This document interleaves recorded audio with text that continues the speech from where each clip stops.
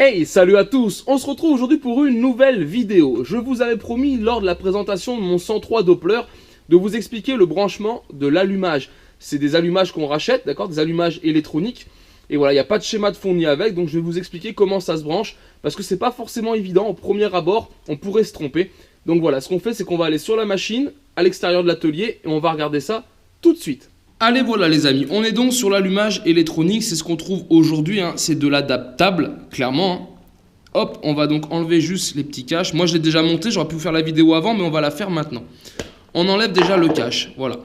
À savoir, donc, allumage électronique, quand vous l'achetez, il est livré avec le socle, toute la partie électrique intérieure, et ici, la cloche d'allumage, ainsi que le cache et les deux petites fixations là que je viens d'enlever, les deux petits caoutchoucs. Par contre, il n'y a pas l'écrou. Et il n'y a pas la clavette à l'intérieur. Ça, ce n'est pas livré avec. Donc, si vous en commandez un et que vous avez un allumage claveté, il faut commander la clavette et surtout commander l'écrou. Pourquoi il n'y a pas ces pièces? Et moi, je trouve ça dommage. Ils partent du principe que vous avez un allumage normal, vous venez remplacer par un électronique. Ok, dans ce cas-là, vous avez les pièces. Vous avez l'écrou, vous démontez l'ancien, vous mettez le nouveau, vous resserrez. Mais si vous faites, comme moi, là, c'était le cas, un moteur neuf, tout est neuf, vous n'avez pas ces pièces-là. Et ben voilà, il faut penser à les commander. Vous avez aussi avec le pack dans la livraison la bobine ici haute tension, d'accord, qui va jusqu'à l'antiparasite, donc ça c'est fourni. Et vous avez ici le boîtier CDI. Moi il est fixé comme ça, ne vous inquiétez pas, c'est une fixation maison, je vais vous le sortir. Voilà, parce que moi j'ai voulu le mettre là. Et on va y arriver. Voilà, on voit ma patte de fixation que j'ai montée sur le châssis et voilà. Donc tout ça c'est fourni. Donc le montage, vous allez voir, c'est simple et en même temps compliqué. Alors votre câble, il sort comme ceci de l'allumage, d'accord? C'est déjà fait. Vous avez dessus un fil noir qui est court, un fil vert jaune qui est court et là pour le coup qui ont des cosses blanches.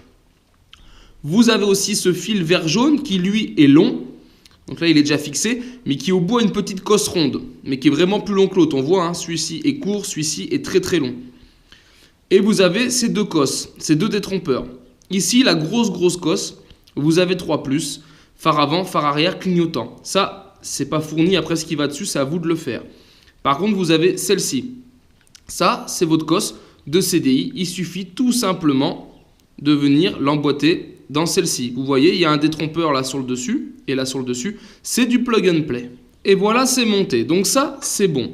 Après, on a le grand fil jaune-vert, qui a une petite cosse avec un trou au milieu. Ceci est un fil de masse, d'accord? C'est un fil que vous devez ramener sur votre cadre. Moi, je l'ai ramené ici. J'avais une petite patte où j'ai fixé la bobine. J'ai mis des rondelles Grover et entre les deux, je suis venu coincer mon fil jaune-vert, le plus long, d'accord? Donc ça, c'est une masse. Et ensuite, on a donc ces deux petits fils qui sont fournis. On oublie tout ce qui est clignotant et feu, d'accord? Ça, on n'a pas besoin, ça n'empêche pas le démarrage. Et donc là, on a ces deux petits fils, le jaune-vert, cosse blanche, et le noir, cosse blanche. Dessous, ici, je vais essayer de vous filmer le dessous. Voilà, on a deux cosses. Une est repérée en noir, et une, la couleur, je ne sais pas si on se rend compte, on est vert. D'accord? Il y a deux couleurs dessus. Donc la noire est vers moi. Sur la noire, on va venir mettre ici la cosse noire, tout simplement. On ne peut pas faire plus simple. Et de l'autre côté, il y a une cosse verte. Eh bien, on ne vient pas mettre ce fil, parce que ce fil qui reste, cette petite mise à la masse qui vous reste ici, qui est avec la cosse blanche, c'est tout simplement un coupe-circuit. Si vous branchez ça, vous n'aurez jamais d'allumage. Ça, c'est juste bon à raccorder si vous mettez un interrupteur sur votre machine, de façon à avoir un coupe-circuit. D'accord? Donc voilà, celui-là, on l'oublie. Ce petit fil, on l'oublie. Donc au final, on a fini, on a tout branché. Le fil noir, le grand fil de masse qui est à la masse du châssis, et on a mis notre prise avec notre CDI.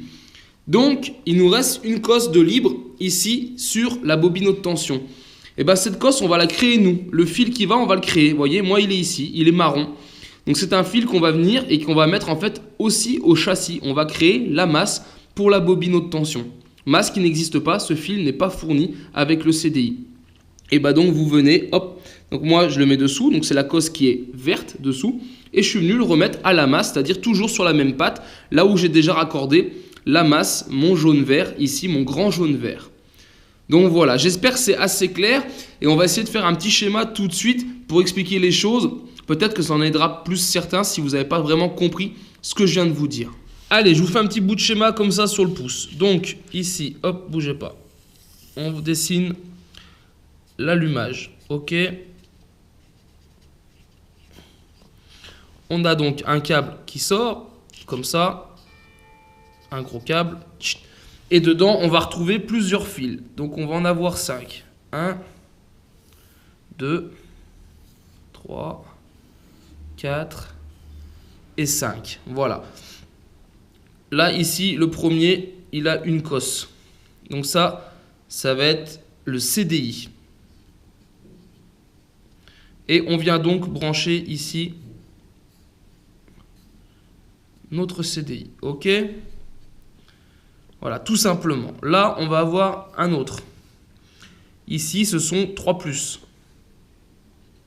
C'est la plus grosse des cosses. Celui-ci, il n'y a rien à brancher pour le démarrage. D'accord ? Ça, c'est pour venir mettre klaxon. On met les feux ici et klaxon. Après, on va voir ici un grand vert jaune et qui, au bout, se termine comme ceci, avec une cosse ronde et un trou. D'accord ? Et c'est donc un vert jaune. D'accord? Ça, c'est une masse à mettre au cadre.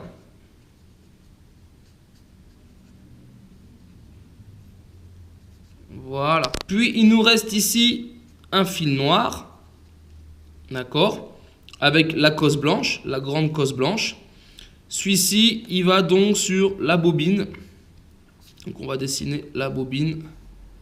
La haute tension, d'accord? Vous avez 2 cosses. Voilà. Le noir avec le noir. Tac, on relie les deux. Après, on a un autre fil qui sort du CDI, qui lui est un vert jaune. Avec aussi une cosse. Et donc ça, c'est à brancher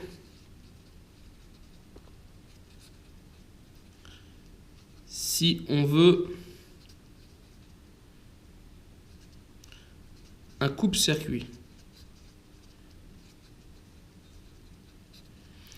Voilà, ça, c'est quand vous avez tout branché, les fils de votre allumage.